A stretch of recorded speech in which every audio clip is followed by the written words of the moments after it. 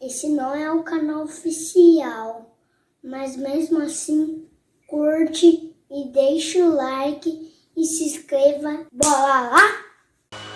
É o próprio ET de Varginha, né? A criatura lá de Eu não vi nenhum Varginha. desenho do ET de Varginha. Como que ele era descrito?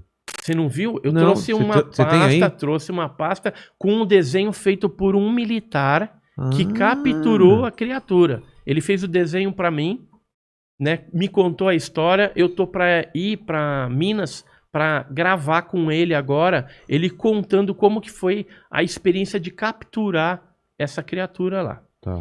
E eu tenho uma pasta aqui.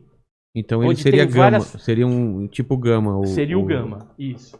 Ó, aqui a pastinha do caso do ET de Varginha tem várias fotografias. A ufologia, ela não é considerada ciência, né? Ó, esse aqui foi o desenho que ele fez tá. da criatura. Então, ele não pode ser um alfa? Então, como ele tinha uns calombos na cabeça, né, não necessariamente chifre, tinha os olhos vermelhos, Tá. então a gente classificou essa criatura como um Gama. Parecia 100 polegares. tá Ele escrito. não tinha polegar, tinha 3 dedos nas mãos e 2 dedos nos pés. Tá. Como se fosse um charuto meio gordo, assim. Entendi. E na época de Varginha, nós estivemos pesquisando dentro do grupo dos 7. O que era o grupo dos 7? Eram 7 investigadores que tiveram acesso irrestrito a todo o material de Varginha. Depoimento de militares do Exército, da Polícia Militar, do Corpo de Bombeiros, civis também. Então, esse grupo trocava informações naquela época e tinha acesso a tudo que era importante. Quem que era esse grupo? Era o Birajara Franco Rodrigues, de Varginha mesmo, ele morava lá, um advogado. O Vitório Pacatini, que era do grupo do Cicoane, do Úvio Brant Aleixo.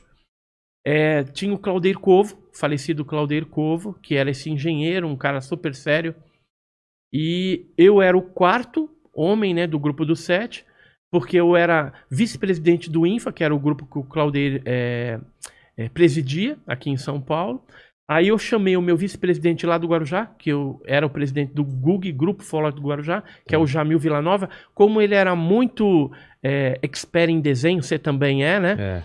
Ele fazia os desenhos para nós. Tipo um retrato falado. Retrato falado, com as testemunhas, né? Então, ele foi muito útil, o Jamil Villanova, na pesquisa de Varginha. E depois nós acrescentamos no grupo do 7 o Eduardo e o Oswaldo Mondini, que eram 2 irmãos gêmeos de Sumaré, para investigar o caso, porque o que aconteceu em Varginha? Foram capturados criaturas, teve todo o acobertamento militar, é um arquivo X real mesmo, Caramba. Varginha. E aí depois foi levado para a ESA, instalação do Exército, e do Exército foi feito um comboio no dia, do dia 23 para o dia 24 de janeiro de 96, quando então levaram essas criaturas, uma viva e uma morta, para a Unicamp, a Universidade Quem de Campinas. relatou isso?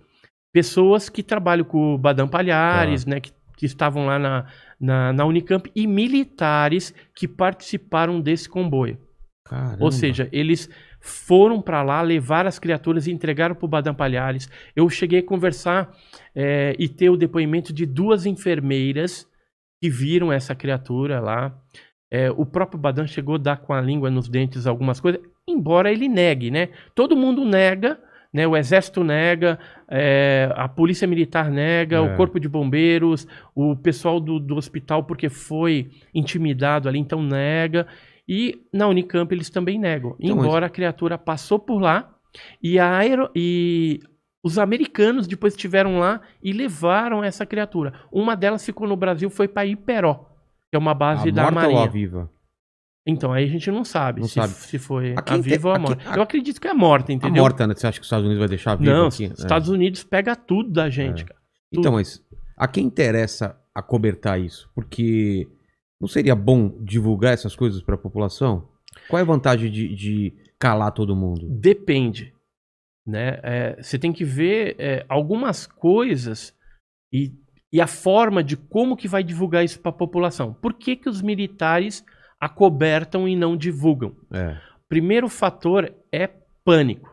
Porque se tiver um pânico generalizado, imagina só, lá em Varginha, que ocorreu esse arquivo X, inclusive morreu um PM, que é esse daqui, o Marco Eli Ele Xerez. morreu como? Por quê? Ele capturou o ET de mão limpa e veio... Sem proteção. Sem proteção. E ele tomou um arranhão embaixo da axila, do braço, e depois de um tempo ele veio a ter alguma infecção, alguma coisa lá, e veio a falecer. Entendi. Né? Mas ele certamente capturou a criatura. Tem uma estátua baseada no... Isso, do ET tem de Varginha. estátua. Já foi em Varginha? Não, mas falaram que tem um comércio todo em volta do tem ET. nave, tem estátua, tem uma caixa d'água em forma de ET, é bem bacana. Talvez você não saiba, Mandíbula, mas eu fiz a capa do jogo, acho que se não me engano, um dos primeiros jogos feitos aqui no Brasil, que chamava ET de Varginha, um jogo em DVD. Pô, isso aí é legal. Lembra disso aí? Lembro. Eu fiz a capa dele, eu pintei. Que legal.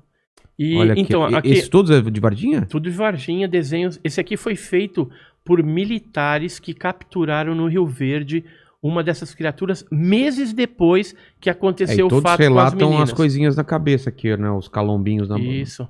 Isso aqui foi um desenho do militar. Eu tenho o original aqui para te mostrar. Eu trouxe. Eu falei, eu vou no programa do Inteligência, cara, não é todo dia que a gente vai lá, né? E falar com o Rogério Vilela é um prazer, cara, uma honra. Aí eu trouxe a carta do militar que ele me mandou e ele fez o desenho da criatura. Sabe o que ele fala aqui, ó? Ele diz que eu não posso me identificar por questões de represália dos meus superiores e no final de semana pensei bastante e resolvi escrever. Eu e outros colegas de farda participamos de uma operação no Rio Verde, pois avistamentos de criaturas foram reportados. Houve o fato do avistamento e captura no dia 20 de janeiro, que foi o das meninas lá, né? Mas 5 meses depois, novamente, naves e seres apareceram por aqui. Eu e mais uma equipe com o sargento fizemos uma patrulha no rio e eu vi um estranho ser com características das primeiras capturadas. Faça um desenho no papel de seda para que o prezado pesquisador tenha detalhes do bicho. Era muito feio e vimos ela saindo na margem direita e correu para o mato. Devia ter 1,60 m de altura, era marrom escura, com olhos vermelhos e chifres, né? Ele acha que era chifres. Sim. Mas era uma espécie de calombinho. E ele continua aqui. Meu colega que participou de outra patrulha no dia 4 de julho de 96 disse que viu nas águas um ser todo peludo, do tronco até a cabeça. Os olhos eram vermelhos iguais. Espero ter ajudado nas pesquisas. Infelizmente não posso me identificar nesse momento. Né? Porque senão sofreria aí as represálias cabíveis lá por ser da instituição do Exército, né? Não, mas de um órgão militar. Quem sabe essas paradas são superiores deles? Quem que sabe? Daí, quem que poderia ser confrontado ou falar, e aí? O que aconteceu? Quem poderia... Então, na verdade, o que acontece? Muito do que se levantou de Varginha foi classificado como ultra secreto ou até acima. Então, esse tipo de classificação a gente não consegue ainda pedir a liberação. Mas o presidente pode? Ele tem acesso a isso? O presidente sempre tem acesso a casos ufológicos. Sempre. Então, vamos pedir uma coisa. Por exemplo, a Dilma, né, que era daquela época, exatamente. Ela falou, eu respeito o negócio do ET de Varginha. Com certeza ela foi informada a respeito do que estava acontecendo. Agora... Porque todos os presidentes... Cara, eu tenho... que ano que foi? 96? 96.